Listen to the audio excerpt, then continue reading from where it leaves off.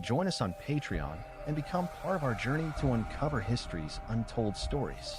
Your support helps us create in-depth content, bring hidden narratives to life, and keep history alive for everyone. In the winding highlands of Ethiopia, where the clouds wrap around ancient monasteries perched atop mountains like forgotten sentinels of another world, secrets older than time itself lie quietly inked on worn parchment and delicate vellum. The scent of incense and sacred oils fills these stone chambers, where robed monks guard relics that have never been touched by European hands or Vatican scholars. Here, in the ancient Guizi language, written in script that breathes with mysticism, there are whispers of a name long hidden, the real name of the devil, not the Latin Lucifer, not the Hebrew Satan, but something far more primal, something known only to a select few keepers of Ethiopia's most guarded sacred knowledge. And for centuries, that knowledge has been kept from the world, obscured by both reverence and fear. Long before the printing press, before European theologians debated the finer points of Christian doctrine in cold stone halls, Ethiopia had already compiled and preserved a massive biblical tradition. The Ethiopic Bible, or the Orthodox Tuahido canon, is not only older in structure than the Western Bible, it is also vastly more expansive. Containing upwards of 81 to 88 books depending on the ecclesiastical source, it includes unique texts like Enoch, Jubilees, the Book of the Covenant, and the Book of the Mysteries of Heaven and Earth, among many others. It is in these books, particularly in the mysterious Apocrypha and esoteric scrolls, where the name of the great adversary, the being we call the devil, takes a more haunting and elaborate form. While most of the world became accustomed to the sanitized, allegorical version of evil as Lucifer, a Latin interpretation stemming from a mistranslation of the Hebrew word Helel, meaning morning star, Ethiopia's texts kept an unbroken tradition of ancient Semitic and Afro-Asiatic language and understanding. In the Book of Enoch, preserved in its entirety only in the Guizi version and considered canonical by the Ethiopian Church, the devil is not merely an adversary, but a complex entity with a tangled genealogy. He is named as Satanael, Gadriel, Azazel, and even Semjaza, depending on the act committed and the rank held among the fallen. The name Satanael, ending in El, marks him as once being among the Elohim, the divine beings. But unlike Satan in later Western thought, who evolved into a singular figure of evil, Satanael in the Ethiopian cosmology is only one of several rebellious angels, each with specific roles in corrupting humanity. Azazel, for instance, is blamed for teaching humans the art of war, metallurgy, and forbidden knowledge.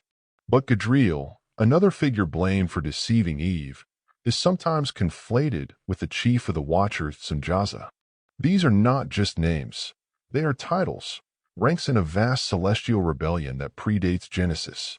Yet Ethiopian mystical science, found in texts like the Book of the Mysteries of Heaven and Earth, Metzhaf Mezade Hiwat, and the Book of the Rolls, Kaber Nagas' lesser-known twin, point toward a far more terrifying truth. These fallen beings are not mythical. They are cosmic intelligences, and their names are not mere allegory.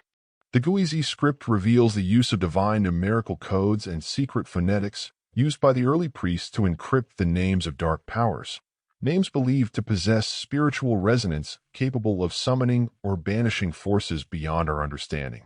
In one such text, scholars have debated for years the untranslated name rendered phonetically as Sebel, a name eerily absent in Western manuscripts, yet present in Ethiopia's oral and written traditions as the one who divided the heavens, tried to usurp the divine throne, and created the illusion of separation from God. This name Sebel, which translates loosely to the defiler of light or he who pollutes purity, is not found in Roman theology or Greek philosophy. It appears only in Ethiopia's hidden codices, whispered in the liturgies of the Beta Israel and the hermits of Lalibela, and its utterance is restricted in monastic circles. According to one 14th century manuscript stored in the Debre Damo monastery, Sebel is the origin name before the fall, before Satanael took up arms against the Most High.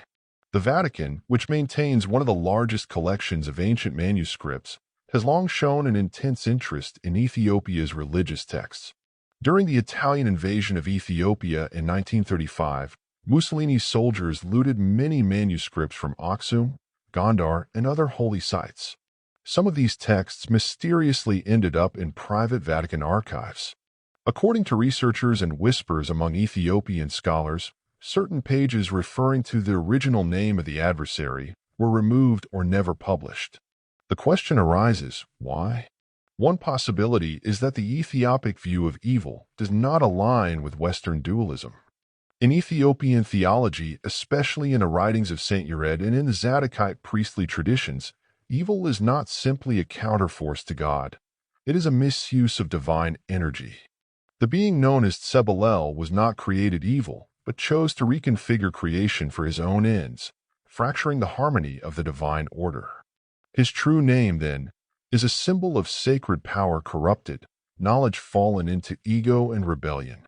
This reframing suggests that the devil is not some external being with horns and pitchfork, but a divine being twisted by self-will, known by a name that resonates not in Greek or Latin, but in the sacred rhythm of ancient Guizi, the oldest continuously spoken Semitic language. That language, still used in the Ethiopian Orthodox liturgy, preserves not only the devil's name but the method of resisting his influence, not through fear, but through spiritual balance, fasting, humility, and sacred music.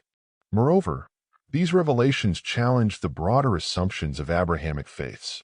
They suggest that evil has a more intimate origin than Western theology allows, that its roots are cosmic, yes, but also internal. The fact that these Ethiopian texts were never included in the European biblical canon wasn't due to irrelevance, but rather their dangerous insight, their refusal to oversimplify good and evil, heaven and hell. Ethiopia's enduring spiritual independence has preserved these understandings. The Zagwe and Solomonic dynasties believed that their royal line was not merely anointed but custodians of spiritual truth. The Kabra Nagast, though known for its account of King Solomon and Queen Makeda, also makes mention of a false light-bearer who followed the ark across the desert, pretending to protect it but secretly desiring its power. Could this also be Sebel? The devil's real name, then, might not be just one name, but a layered identity lost in translation, purposefully fragmented and concealed across millennia. The Western world may know Lucifer, Satan, or the devil as symbols of evil, but Ethiopia remembers a deeper, more complex identity.